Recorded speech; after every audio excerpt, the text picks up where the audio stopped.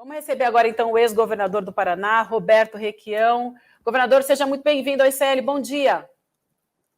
Bom dia. Estou aqui firme assistindo o programa. E solidário com a posição do Eduardo a respeito do petróleo. É isso que eu ia perguntar. A gente ia começar com o assunto do Apio, mas como eu sei... Primeiro, bom dia. O senador Requião sabe o quanto, né, eu o admiro pela coragem, não só pela trajetória política, mas pela coragem de falar o que as pessoas não estão falando. E eu digo, quando a gente fala e critica, a gente está ajudando. Porque a gente fala, agora que elegeu, não podemos criticar. Não, claro que temos que criticar, porque agora é a nossa chance de tentar implementar as mudanças que a gente sempre quis. Então, às vezes, as pessoas, Eduardo, você está criticando muito, Eduardo, não sei o quê. Eu falo, não. E eu tenho como exemplo de coragem de uma pessoa em quem eu me inspiro, o senador Requião, mas governador Requião, tudo Requião. Requião já foi, enfim, tudo. Tinha que ser mais ainda do que já foi. Mas eu ia te perguntar o seguinte, sobre essa questão da Petrobras. Você não concorda que, em vez de estar preocupado com esse, sei lá, 1 bilhão, não sei quanto que é, a gente tinha que estar preocupado em renacionalizar essa empresa, porque é mais de 100 bi, Requião. É mais de 100 bi que a gente manda para fora todo ano e ninguém fala nisso. Entendeu? É impressionante como é uma indignação seletiva, né? A posição da Marina está divertindo a opinião pública. Do italiano divertere, desviar do que importa. É claro que, em princípio, eu, como você, fico com o meio ambiente.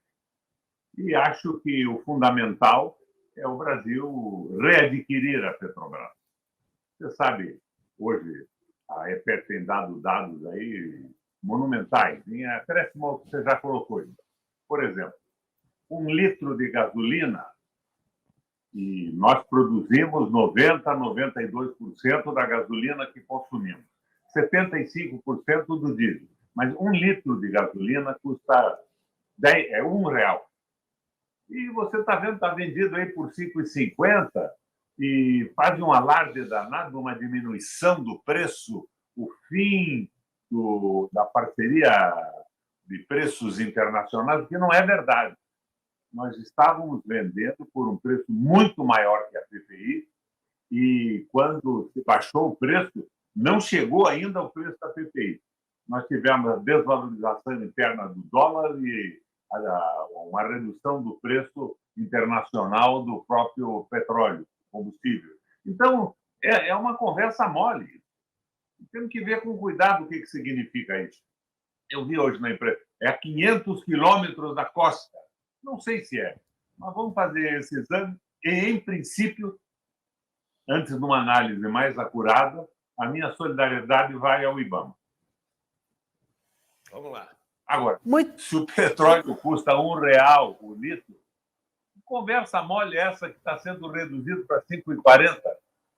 Tem cabimento isso, Eduardo? Que distração é essa? Reduzimos o preço do petróleo. O petróleo brasileiro custa R$1 o litro. E nós produzimos 92% do petróleo que consumimos. O diesel custa R$1,20. Agora, importado, o petróleo custa R$1,90 e o diesel custa R$3. O botijão de gás de 13 quilos custa R$16. E agora está 97, com uma festa toda em torno disso. Nós temos que reconduzir a Petrobras ao domínio do Brasil. Eu vi algumas posições, inclusive de Hugo Power, ele não critica muito o preço. Ele acha que o petróleo mesmo caro e deveria ser, ao invés de distribuir lucros, fazer o que a Petrobras fazia antes. 80% dos investimentos nacionais partiam da Petrobras. Eu não, eu acho que tem que baixar o preço e temos que fazer com que o lucro da Petrobras seja reinvestido no Brasil. Acabar com esse verdadeiro assalto. E não se critica mais isso, Eduardo. Você não viu a declaração do meu amigo Alckmin? Nós não pretendemos estatizar a Eletrobras. A França estatiza, a Alemanha estatiza, a Londres estatiza a água, Paris estatiza a água. Nós não. Nós temos uma razão diversa agora. E, para completar o meu raciocínio sobre isso, o que é que o Haddad está procurando fazer? Você lembra do Horace Greeley e Yarmar Sachs na Alemanha? Ele, da noite para o dia, reduziu os lucros dos investimentos financeiros quase a zero. Os grandes industriais alemães disseram, meu Deus, nós vamos ver o nosso capital reduzido a pó. Ele disse, não. Ele criou uma moeda que chamava-se MEFO. MEFO, em razão de dirigir isso a investimentos no setor metal-mecânico. Eles queriam recuperar a indústria armamentista alemã, que era a visão do nazismo. Depois isso acabou sendo investido na infraestrutura alemã de uma forma mais ampla. O Haddad quer fazer isso. Ele quer baixar o juro e compensar a possibilidade de investimento com o tal PPI, não com o MEFO. O MEFO dava aos investidores um lucro de 4,5% ao ano. É um erro simplesmente brutal. A Alemanha estava sob um governo extremamente pesado e autoritário. Os nossos empresários não vão aceitar trocar um investimento altamente remunerado, com juros absurdos, mais de 8% ao mês, e a taxa Selic de 13,75%, para investir em alguma coisa duvidosa. É um erro. Eles tinham que apostar na reestatização da Petrobras, da Eletrobras e no domínio do Banco Central, submetido a um projeto nacional de desenvolvimento. Eu acho que estão cometendo erros brutais que nos levarão a um monumental fracasso econômico. Governador, muito obrigada. A gente vai seguir nesse tema logo mais. A gente vai receber a Cristina Serra também. Vamos falar mais sobre isso, mas foi super importante a gente ouvir a sua fala agora. Mas eu queria tratar com o senhor, nesse momento, sobre o afastamento do juiz Eduardo Apio da Lava Jato, porque, obviamente, o senhor é da região, ex-governador do Paraná, conhece muito bem como funcionam as coisas. A gente teve a juíza Gabriela Hartsch afastada da vara da Lava Jato, pedindo afastamento da vara da Lava Jato. A gente tem o Eduardo Apio agora sendo afastado nesse pedido do desembargador Marcelo Malucelli, que a gente sabe que tem uma ligação muito próxima ao ex-juiz Sérgio Moro, que foi o juiz da Lava Jato. Queria ouvir a sua opinião, como é que o senhor vê esse afastamento e esse embate político aí no Paraná. Há coisa de uma semana atrás, eu almocei com o Eduardo Apio. O que eu percebi nele é uma contrariedade absoluta e necessária contra os desvios da politização do judiciário e uma determinação forte também do combate à corrupção. Ele não vai afrouxar com o combate à corrupção, mas ele quer acabar e expor os desvios da Lava Jato que são múltiplos. Se é que o Eduardo Apio deu esse telefonema, nós podíamos fazer aquela pergunta latina. A que aproveita? A quem aproveita? É um trote. Um trote provavelmente para saber se o tal do capaz era filho do desembargador Malucelli ou não. Ele podia ter confirmado de outra maneira se é que fez o telefonema. Estou na linha do Cacai. Se fez o telefonema, fez uma besteira. Mas isso não justifica o seu afastamento, porque não tem implicação alguma a quem aproveita o fato dele ser filho do Malucelli ou não, do desembargador. Não tem sentido isso. Isso não mexe com a Lava Jato e não mexe com o munus público do juiz como juiz da 13ª em Curitiba hoje. Estou na linha do Cacai. Se é que ele fez o telefonema. Passou um trote, fez uma brincadeira que não devia ter feito. Deixa eu aproveitar e puxar um outro tema com o senhor, governador. Sempre um prazer ter o senhor aqui. E a nossa audiência gosta muito do senhor, inclusive. Né? Aqui nos comentários as pessoas elogiando muito. É sempre muito bom receber o senhor aqui no programa. Eu quero falar com o senhor sobre o toma lá da cá de cargos do governo Lula em relação ao Centrão. Nos últimos 3 dias, a Folha de São Paulo tem publicado uma série de matérias falando sobre a Codevasf e sobre como é que a Codevasf tem feito uma distribuição de cargos e de recursos para agradar essas lideranças políticas do Centrão do Nordeste. Hoje a Folha traz a informação de que a Codevasf privilegiou o estado da Bahia na destinação de máquinas, veículos e equipamentos nos 3 primeiros meses do governo Lula, porque a Codevasf na Bahia sofre por o palco de uma disputa entre os líderes do governo Lula e também do Elmar Nascimento, deputado federal do União Brasil, lá da Bahia. Nos 3 primeiros meses da gestão petista, a Bahia recebeu sozinha 39% dos valores entregues em 2023, 41,8 milhões dos 106 milhões usados para esse fim.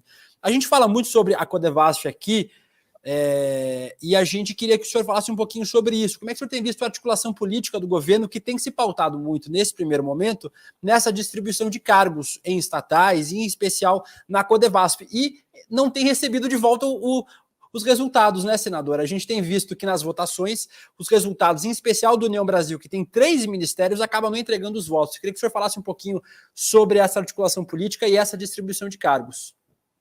Bem, quem quer ser universal canta a sua aldeia. Veja o que estão fazendo com a Itaipu aqui no Paraná. O diretor financeiro do Itaipu foi indicado pelo Kassab e pelo Ratinho. E era o diretor financeiro do governo do Bolsonaro. É absolutamente ridículo o que eles estão fazendo. Mas eu acho que isso tudo não está tão despropositado assim. O governo está sem um projeto de desenvolvimento para o Brasil. Eu acredito que, fora o discurso do Lula, que continua correta e muito bom, nós temos uma prática neoliberal. Eles estão temperando a indicação dos cargos no Brasil com essa visão do neoliberalismo, que é a proposta do Haddad para a economia. Ele fez deu um banho de loja na contenção de gastos públicos. É uma verdadeira barbaridade. Eu não vejo como isso possa nos levar ao desenvolvimento. Esse sonho de que, se ele baixar o juro e com a parceria público-privada ele alavanca o Brasil, na minha visão, é um erro absoluto, para não dizer uma tolice absoluta. Nós estamos errados. Agora, o Lula está com um discurso bom, mas é o Lula que nomeia o ministro das Minas e Energia. Não é o Lula que nomeia, é o Lula que nomeia o Conselho Administrativo da Petrobras. Então, eu fico meio sem entender o que acontece. Mas acho que o nosso papel, fundamentalmente, é fazer a crítica, para que não se diga amanhã que nós estamos de acordo com isso. E, fazendo essa crítica, mostrar ao Lula que existem outros caminhos. Eu sou lulista nesse processo, tenho uma admiração muito grande pelo Lula. Eu entrei nessa campanha, não por mim, sabia que era impossível ganhar aqui no Paraná, nas atuais circunstâncias, mas entrei para derrotar o Bolsonaro e transformar o Lula em presidente da República. Mas eu estou perplexo com isso. Eu vi o Haddad dizendo que nós não queremos investimento público, respondendo a uma deputada do PSOL, se não me engano, a Sâmia, nós queremos investimento da iniciativa privada. Então, o projeto dele é baixar juros e esperar que os caras invistam.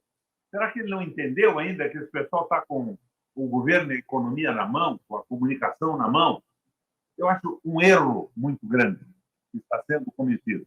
E esse erro vai redundar na volta da extrema-direita ao Brasil na próxima eleição. E com complicações muito graves durante o governo Lula até o fim dele. Governador, a gente gostaria de ouvir... É possível ser corrigido. O Eduardo Moreira tem feito crítica, eu tenho feito crítica, mas o que resultou a crítica, Eduardo? No meu caso, o afastamento total e absoluto do governo. Não conversam mais comigo. Somos dois. Fui Somos dois. Outro dia eu falei aqui, aí depois que eu falei, até recebi uns telefonemas, mas eu falei aqui, olha, isso não é... Só porque algumas pessoas começaram a comentar umas coisas, eu falei, olha só, desde que teve a eleição, antes eu falava todo dia, desde que teve a eleição, não recebi mais uma ligação. Nenhuma, né? Mas tá tudo bem, porque eu prefiro a independência de poder falar sem ter, assim, constrangimento, porque eu não tenho constrangimento nenhum. Sabe por que eu não tenho constrangimento nenhum de falar? Porque o que me move é uma intenção de viver num país mais justo, onde essas riquezas sejam distribuídas. Eu posso até estar errado. A intenção, eu durmo muito tranquilo de que a intenção é a melhor possível. Então, eu faço essas críticas com essa liberdade de quem não recebe dinheiro de patrocínio, de quem não tem cargo nenhum. E não quer dizer que quem tem cargo, quem tem patrocínio, só vai falar besteira, não, de jeito nenhum. Não estou falando isso, eu estou falando que quem não tem a liberdade total. E essa liberdade total aqui a gente tem. E isso permite que a gente critique, mesmo às vezes, talvez muitas vezes, estando errado nas críticas, mas com a intenção por trás, que é uma intenção correta. Muito bem. Ou Governador... seja, Eduardo, não temos o monopólio da verdade, não é isso? É isso aí. Não, o pessoal diz, o Requião critica porque ele não tem um cargo. Pelo amor de Deus, parece que não me conhece. Eu fui governador do Paraná 3 vezes, eu fui senador 2 vezes, eu fui presidente da Eurolat, lá em Bruxelas, na Bélgica, Parlamento Europeu Latino-Americano. Vocês acham que eu estava atrás de um carguinho no governo do Lula? Não tem o menor cabimento isso. Agora, eles não querem ouvir nada que se contraponha a esse erro brutal que é imaginar retomada do desenvolvimento com o PPP e a simples derrubada dos juros. E não vai dar certo isso. Agora, por outro lado, eles estão com o projeto do Estado mínimo. É de uma clareza absoluta. Isso não existe no planeta Terra mais. Vejam o que faz os Estados Unidos, que é, teoricamente, o exemplo dessa gente toda. Vejam o que faz a China, o que fazem outros países. É um erro simplesmente brutal que está sendo cometido. Agora, uma verdade, Eduardo. Você sabe que eu tenho me manifestado com clareza na internet, no Face e no YouTube, e o pessoal do PT não me critica. A base não abre a boca. É um outro puxa-saco que está atrás de um cargo ou outro, ou conseguiu, que tenta fazer uma crítica. Mas é uma minoria rigorosamente absoluta. O PT está entendendo o erro do Haddad. Governador, a gente quer muito lhe ouvir, e tem mais um tema que a gente quer ouvir a sua opinião também, que é sobre a CPI do MST, que foi instalada na semana passada na Câmara, faz hoje a sua segunda reunião. De acordo com o jornalista do Metrópolis, o Igor Gadelha, deputados aliados do governo protocolaram ontem 7 requerimentos que são pedidos para que juristas e estudiosos da situação agrária sejam ouvidos pela comissão. Os governistas são minoria na CPI, como a gente sabe, né, que está dominada pela oposição, que já apresentou mais de 30 requerimentos. A gente quer ouvi-lo também sobre essa situação da CPI e do governo nessa CPI do MST, que a gente sabe muito bem qual é a intenção da oposição em instalar essa CPI. A preocupação que você levantou é minha também. Eu fui governador 3 vezes. E eu gosto sempre de lembrar que os deputados, ou deputados que me visitavam, insistentemente pedindo para mim jogar a polícia em cima de ocupações do MST rigorosamente legítimas, eram do PT.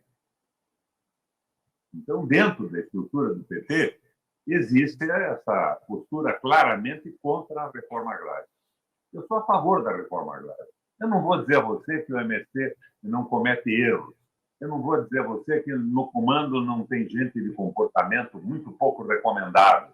Por exemplo, na minha campanha aqui no Paraná, apoiando o Lula, eu não tive um apoio decisivo do pessoal do MST. Eles inicialmente queriam parcelar o meu recurso de campanha. Como era muito pouco e eu disse que não era possível, uma boa parte do comando do MST me afastou da campanha eleitoral. Faziam campanha para o Lula, de Requião nem falava. Mas eu sou a favor da reforma agrária. Ela tem que funcionar, o governo tem que tomar iniciativa nos assentamentos e tudo mais. E o MST, por exemplo, no que se refere ao STEB, tem evoluído de uma forma simplesmente extraordinária. Agora, picaretas teremos em todo o movimento, como existe no Congresso Nacional e nos partidos políticos. Mas nós temos que defender a possibilidade concreta de uma reforma agrária no Brasil. E eu acho uma coisa importante, isso que o governador está falando, que é o seguinte: imagina, e eu dei o exemplo aqui outro dia, porque a turma vai fazer uma CPI num movimento que tem, direta e indiretamente, algumas milhões de pessoas, mais de 2 milhões de pessoas, direto ou indiretamente ligados aos assentamentos, acampamentos, cooperativas e etc. Se você pegar qualquer grupo de 2 milhões de pessoas relacionadas a qualquer coisa no Brasil, meu irmão, tu vai achar um monte de coisa. São 2 milhões de pessoas. 2 milhões de pessoas. Você fala de 50 mil, um Maracanã lotado. 50 mil, um Maracanã lotado. A gente está falando de 40 Maracanãs lotados. 40 Maracanãs lotados é muita gente. Agora, você imagina se a gente faz a CPI num grupo menor, por exemplo, na Codevasf. Eu falei aqui outro dia. Será que sai alguma coisa? Será que sai mais ou menos numa CPI da Codevasf do que sai numa CPI do MST? Se a gente faz uma CPI das exportações do agro, do minério, das madeiras, etc. Se a gente faz uma CPI dessa, a CPI do Salles, será que vai sair alguma coisa? Será que vai sair mais? Ou será que vai sair menos? E aí a pergunta é o seguinte, como é que a gente escolhe qual CPI vai fazer?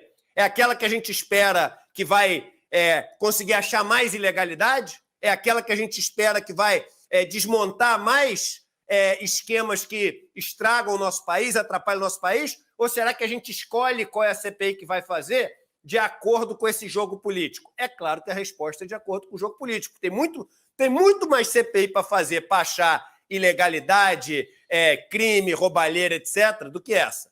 Que, na minha opinião, não vai achar nada. Assim, vai achar coisas que você acha quando você investiga 2 milhões de pessoas, é claro que você vai achar de tudo ali dentro. Mas essa CPI claramente não tem o objetivo de ajudar o país. Tem o objetivo de ser capital político nesse jogo político. Entendeu? Vamos aproveitar que a gente está falando sobre o MST para a gente trazer a Cristina Serra para conversar com a gente, que a gente já estava com saudade. Esse tema a gente sabe que é um tema que a Cristina também gosta muito de falar. A Cris caiu, já voltou. A gente aqui é muito rápido, entendeu? Vai e vem. Cristina, você está com a gente, então que saudade. Seja bem-vinda de volta das suas férias. Muita gente no chat mandando mensagem para a gente, no Instagram, direct. Cadê a Cristina? Cadê a Cristina? Está de volta, então a gente já te recebe, já te dando uma missão. Fica à vontade para fazer a sua pergunta, então, para o governador. Cris, bom dia. Bom dia, Vivian, William, Edu, governador Requião, todo mundo que está aqui nos acompanhando. Também eu já estava com muita saudade, Vivian. Desculpa aí o improviso. Eu estou entrando pelo celular, sempre tem aí um grauzinho a mais de risco. Bom, eu vi que vocês estão conversando com o governador sobre a questão das CPIs. Me permitam aqui trazer um assunto, não sei também, que como eu estava com problemas técnicos, não sei se foi abordado, mas eu queria a avaliação do governador sobre uma questão que eu acho de extrema gravidade, né? Até agora, o Congresso Nacional, né, já com 5 meses de governo, não votou a medida provisória da reorganização administrativa do governo. Olha que absurdo, né? Que situação complicada que a gente está vivendo, um governo que já tem 5 meses de atuação e a medida provisória da reorganização da máquina, que é fundamental para esse país andar, ainda não foi votada e, pelas informações publicadas recentemente na imprensa, o relator desta medida provisória, ele simplesmente muda no seu relatório a proposta de reorganização administrativa do próprio governo, fazendo o seguinte, fortalecendo os ministérios ocupados pelo Centrão e desarticulando inteiramente a organização administrativa na questão ambiental, né? Hoje nós temos, pela proposta do governo, um Ministério do Meio Ambiente fortalecido, né? E com funções do meio ambiente em vários ministérios, porque o meio ambiente tornou-se, pelo menos no discurso, uma prioridade deste governo, e o relator desmonta este desenho de fortalecimento do meio ambiente, né, neste seu relatório, que deve ser votado em breve. Então, a pergunta, governador Requião, é como o senhor vê isto, né? Primeiro, essa situação anômala de um governo que ainda não tem a sua máquina definida, o seu desenho, e este fortalecimento do Centrão em detrimento especificamente da questão ambiental nesse governo. Desculpa a questão longa, mas era só para situar quem está nos acompanhando nesse assunto. Cristina, eu acho que o problema básico é que nós não temos um programa de governo. A configuração real do governo Lula não está delineada. Eu tenho insistido e eu sou meio gramsciano na área.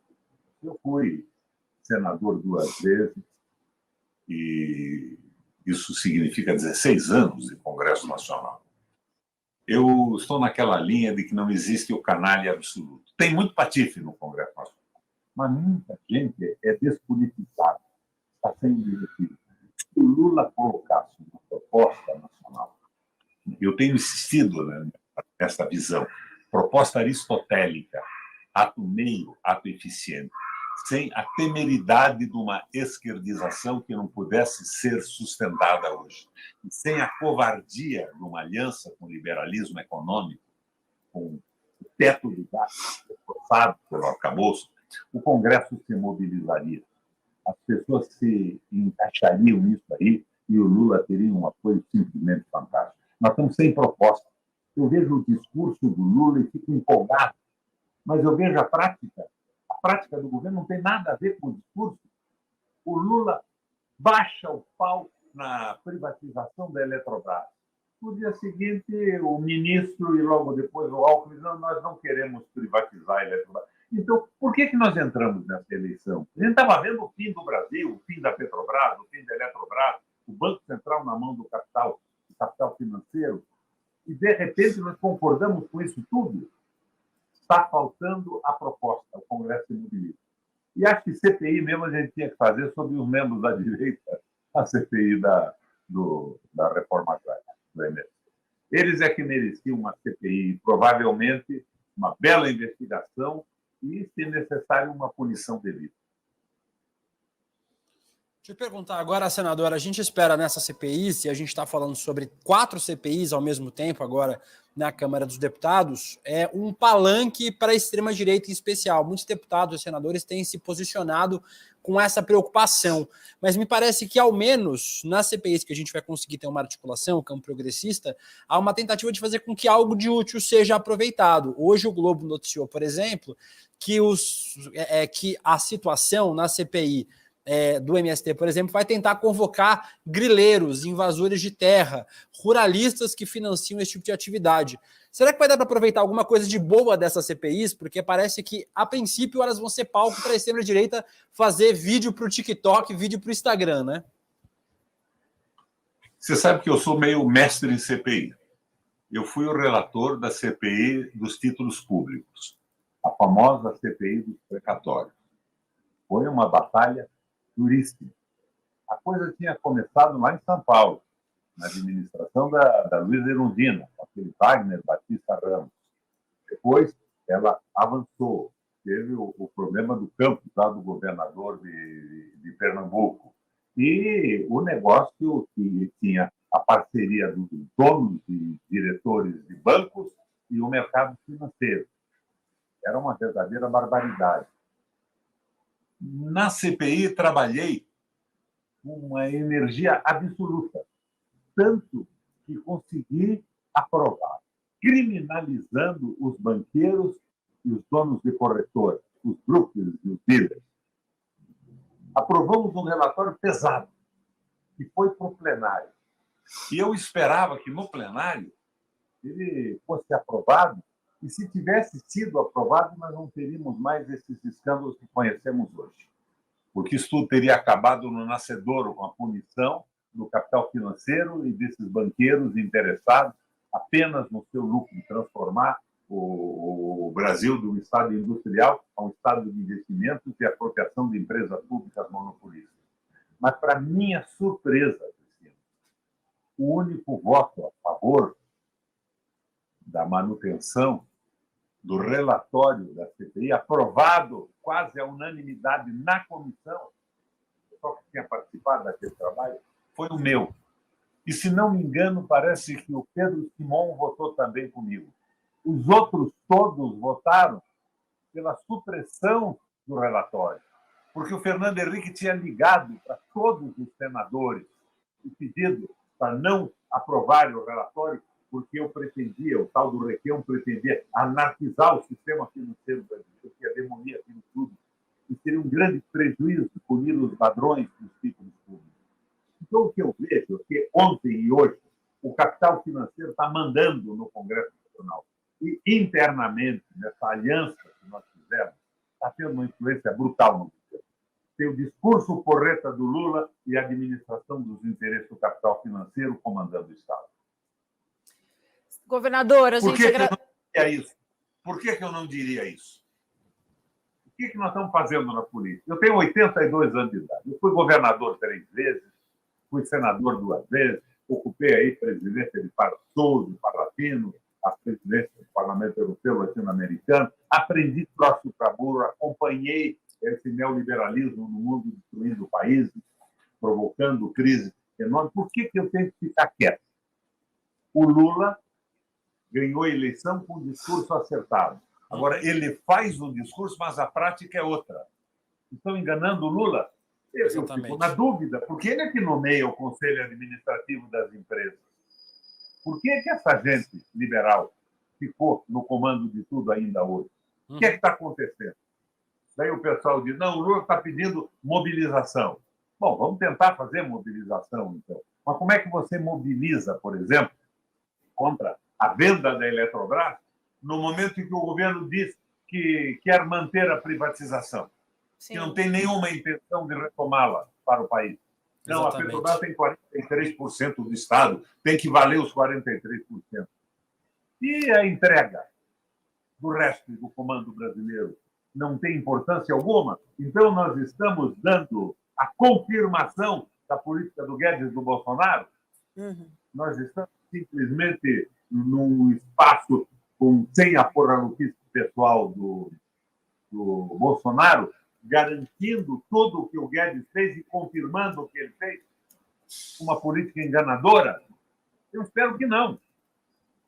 Eu ainda tenho fé que o Lula precisa de apoio da base para tomar atitudes.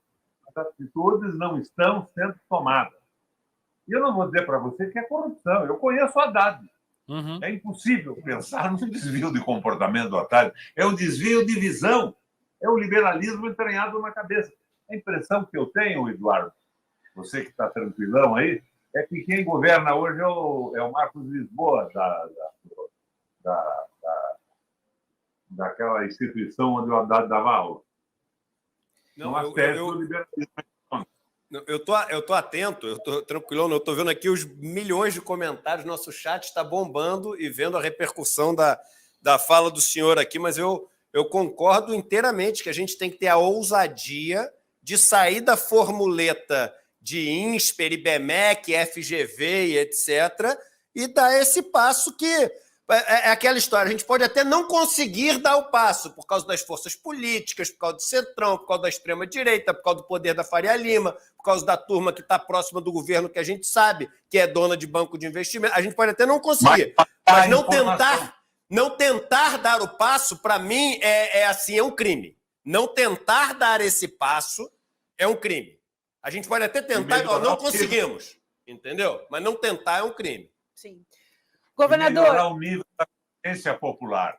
Se nós não falamos, vai parecer que está tudo certo, que a Eletrobras, ao contrário da França e da Alemanha, ela tem que ser privada mesmo na mão de meia dúzia de picaretas das lojas americanas, e que a Petrobras tem que dar esse lucro simplesmente fantástico para o Brasil. Não, para sócios estrangeiros na Bolsa de Nova York. Não tem cabimento isso. Não tem cabimento isso. Eu não posso dizer que concordo com ele. Eu queria agradecer a sua participação e dizer que o senhor já está convidado para retomar aqui com a gente, porque a gente precisa voltar a falar desse tema, mas a gente vai seguindo aqui o programa. Eu queria agradecer demais, como o Eduardo falou, a gente sempre recebe muitas mensagens no chat quando a gente lhe recebe aqui no programa. Um ótimo dia para o senhor e até uma nova oportunidade. Obrigada. Obrigado, digo eu, e mais lulismo no governo do Lula. Eu quero ver o discurso do Lula se transformar no governo do Lula. Obrigada, governador. Muito bom.